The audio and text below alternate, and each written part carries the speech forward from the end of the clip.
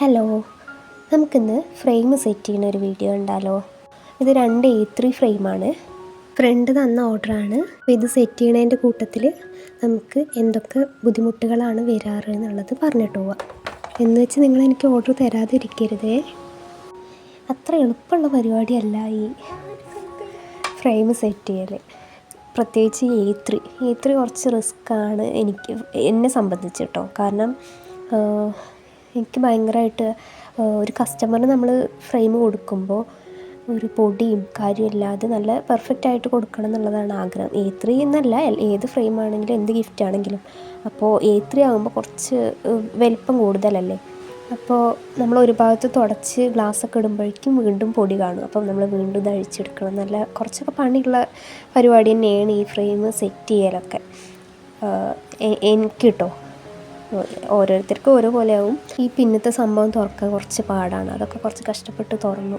അപ്പോൾ ഈ ഗ്ലാസ്സിൽ കണ്ടോ, അതാ ഒരു കമ്പനിയുടെ ഒരു എഴുത്ത് പോലെ സംഭവം കണ്ടു. അപ്പോൾ അത് പോകണമെങ്കിൽ ഞാൻ ആദ്യം വിചാരിച്ചത് പോവില്ലായിരിക്കുന്നു. പക്ഷേ ഞാൻ സാനിറ്റൈസർ ജസ്റ്റ് ഒന്ന് സ്പ്രേ ചെയ്തിട്ട് തുടച്ചപ്പോൾ അത് പോകുന്നുണ്ട്.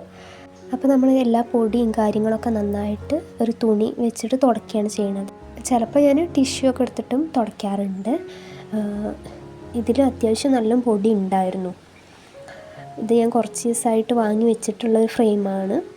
അപ്പോൾ നല്ല പൊടിയുണ്ട്. അപ്പോൾ ഞാൻ ഗ്ലാസ്സൊക്കെ എടുത്ത് ഒരു സൈഡിലും കോർണേഴ്സിലൊക്കെ നന്നായിട്ട് തുടച്ചെടുക്കാൻ ശ്രമിക്കുന്നുണ്ട്.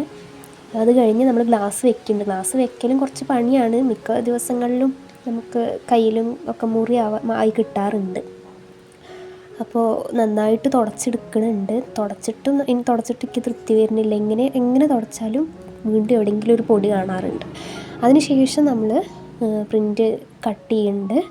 കറക്റ്റ് സൈസിലേക്ക് ആക്കാൻ ശ്രമിക്കുന്നുണ്ട്. ഞാൻ എക്സ്ട്രാ ഒരു പുറത്തേക്ക് നിന്നാലും വേണ്ടില്ല പറഞ്ഞിട്ട് അങ്ങനെയാണ് കട്ട് ചെയ്യാറ്. കാരണം കുറച്ച് പുറത്ത് നിന്നാലും നമുക്ക് കട്ട് ചെയ്ത് ഭയങ്കര ചെറുതായി പോയാൽ ബുദ്ധിമുട്ടാണ്. ഇത് ബിഹൈൻഡ് ദ സീനാണ്. ബാക്ക്ഗ്രൗണ്ട് മൊത്തം കുളമായി കിടക്കുകയാണ്. അപ്പോൾ എല്ലാ സാധനങ്ങളും അവിടെ കിടക്കുന്നുണ്ട്. അതൊക്കെ കഴിഞ്ഞിട്ട് വേണം നമുക്കതൊക്കെ വൃത്തിയാക്കാൻ. അപ്പോൾ ഇതൊക്കെയാണ് ഒരു ഫ്രെയിം സെറ്റ് ചെയ്യുന്നതിൻ്റെ ഒരു ബാക്ക്ഗ്രൗണ്ടിൽ നടക്കുന്ന കാര്യങ്ങൾ.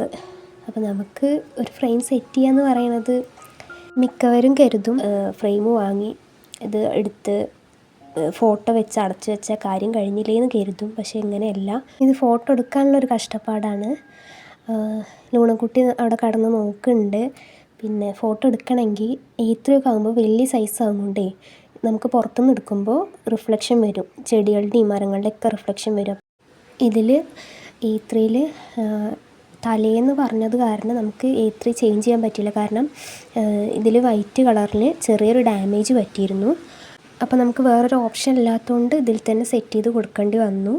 ഇത് ലാസ്റ്റ് മിനിറ്റിലായതുകൊണ്ട് കുറച്ച് ബുദ്ധിമുട്ടായിരുന്നു. എങ്കിലും നമ്മൾ മാക്സിമം നന്നായി സെറ്റ് ചെയ്ത് കൊടുക്കാൻ ശ്രമിച്ചിട്ടുണ്ട്. ഓർഡർ തരുന്നവർ മാക്സിമം നേരത്തെ തരാൻ നോക്കുക. ഇല്ലെങ്കിൽ ക്രാഫ്റ്റേഴ്സിന് കുറച്ച് ബുദ്ധിമുട്ടായിരിക്കും. അപ്പോൾ നിങ്ങളുടെ അഭിപ്രായങ്ങൾ കമൻറ്റ് ചെയ്യണേ. Thank you.